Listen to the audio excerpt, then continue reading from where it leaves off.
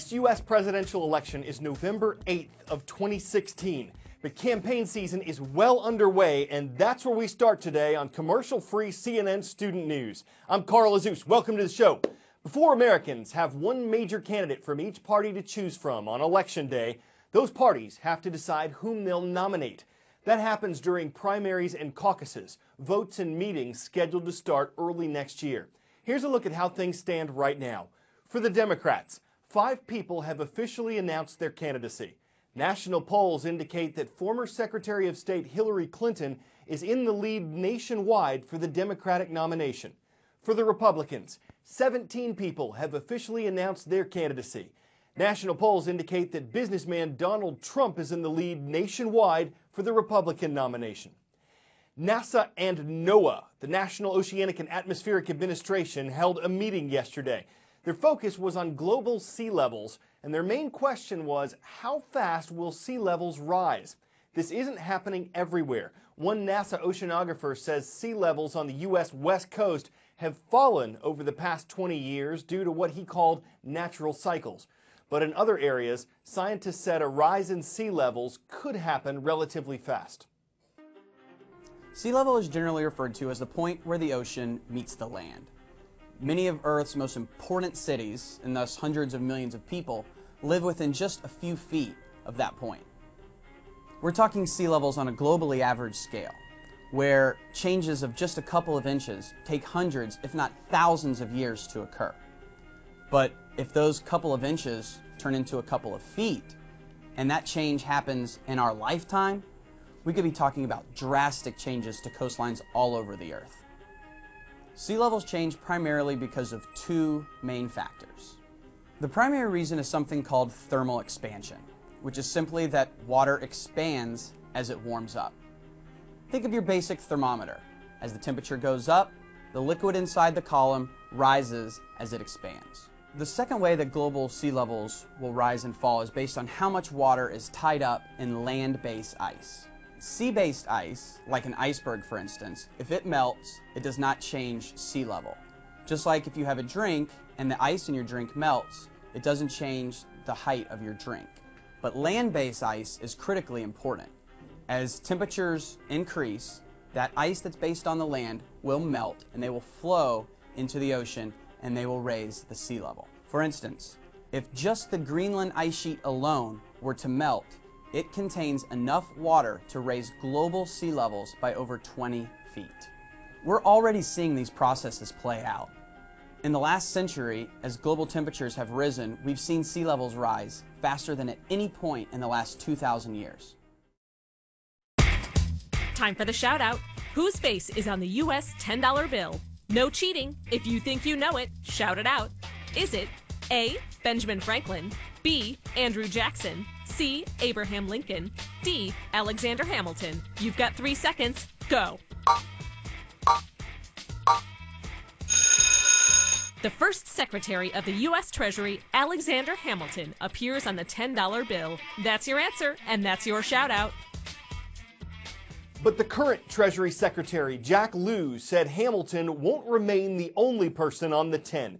In the year 2020, for the first time since the 1890s, a woman will appear on a U.S. bill. This is unlike Susan B. Anthony and Sacagawea, who appeared on coins. The Treasury isn't saying who it'll be, it's asking the public to weigh in. And it's not getting rid of Hamilton. It says the woman will be featured alongside him. This disappointed one advocacy group that said a woman should not have to, quote, share her glory. But another person who championed the Treasury's plan says it's a good one.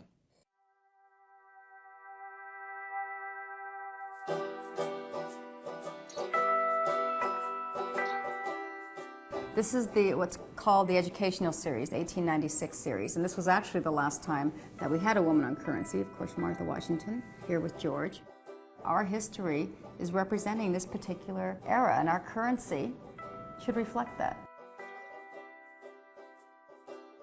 My mom and dad came from Mexico in 1958 and landed in Hayward, California, where I was born and raised. My dad left when my mom was around 31 years old. The oldest was 11, the youngest was just born, and she definitely did a great job raising all of us, and us all off to college.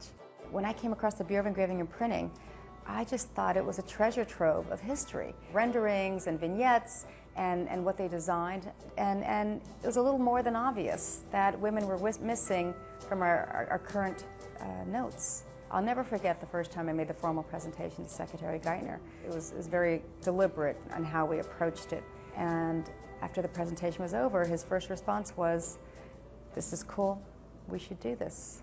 And I'm proud to announce today that the new $10 bill will be the first bill in more than a century to feature the portrait of a woman. When Secretary Liu made the announcement that we were placing a woman on the $10 note, it was overwhelming. I have a 1, 5, 10, and a 20. Will you sign this $10 bill? Absolutely, absolutely. And hopefully in the future I could sign another version of the $10 bill. When people ask me, what took you so long to do this? My response is the same. What took us all so long to have this conversation? Not just this conversation about women on currency, this conversation about women in general. There's lots of great role models out there, and for the most part, I just think people are excited this is happening. This is historical.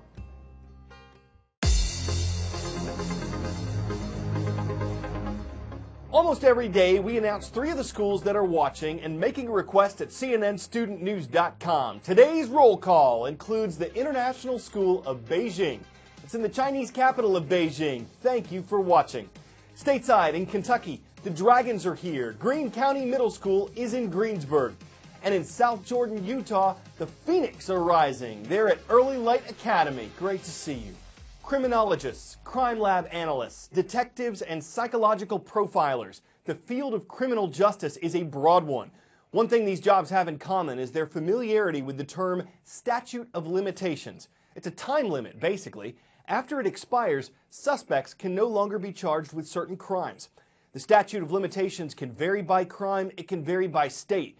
It's today's subject in our ongoing series of U.S. legal terms. Why even put a time limit on when you can charge somebody with a crime? Statutes of limitations are based on the idea that after a certain point of time, evidence becomes so unreliable that it's fundamentally unfair to charge somebody with a crime. As time progresses, evidence deteriorates, documents disappear, and memories simply fade away. And limitations incentivize law enforcement to be prompt and efficient in their investigation. Even if the prosecutor's evidence is just as good today as it was 10 years ago, it still might be unfair to force a defendant to figure out who, what, and where he was 10 years ago in his own defense. Of course, there are exceptions to these limits. The most famous one is murder. But murder is very unique. It creates a treasure trove of evidence. You have a body, you may have fingerprints, you may have ballistics, you may even have DNA. The general rule is the more serious the crime, the longer the limitations period. If the crime is less serious, on the other hand, prosecutors have a shorter period of time in which to bring charges.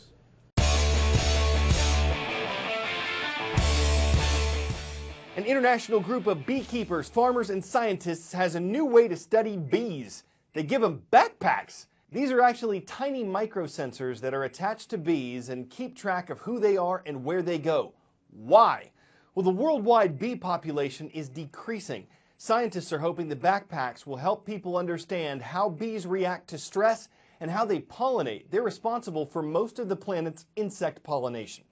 Of course, a skeptical bee might say, "You gotta be pawing my leg. I'm a busy bee. Where I go is none of your beeswax. Step back, honey, because I've had my bee vitamins and I'm feeling a little befuddled and besmirched by your Beasley beak pack." Others might be okay with the idea, wondering what the buzz is all about. Hope that makes up for yesterday. CNN Student News will be back tomorrow.